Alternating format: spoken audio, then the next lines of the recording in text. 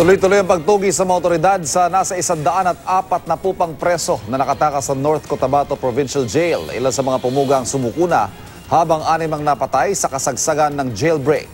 Naritong unang balita ni Chino Gaston. Naniniwala ang mga otoridad na hindi pa nakakalabas ng lalawigan ng Cotabato ang mga nakatakas na inmate.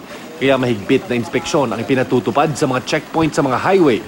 May impormasyon din kasing maaaring magsagawa ng diversionary attack para malihis ang atensyon sa manhunt operations ng pulis at militar.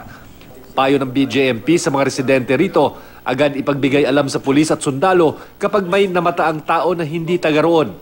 Kagabi, 3 pang bilanggo ang sumuko at naibalik na sa piitan. Nasa 139 pang preso ang at-large at hinahanap ng mga otoridad. Kung may kakayahan po sila na i-hold yung mga SKP po natin, mas maganda.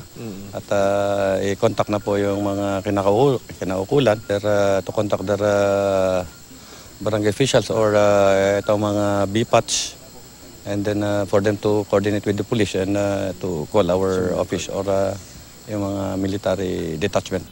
Kabilang sa mga nakapiit doon ng ilang high-value detainees gaya ng Tamayan Brothers na nahaharap sa kasong pagpatay at ang Salik Brothers na may kasong drug trafficking. Dati na ring nagbibigay ng pabuya ang provincial government sa mga makahuhuli sa mga nakatakas na preso. Ayon naman kay DILG Secretary Ismael Sueno, makikipagtulungan daw ang Moro Islamic Liberation Front o MILF sa manhunt laban sa mga pumuga. Para sa unang balita, Chino Gaston reporting.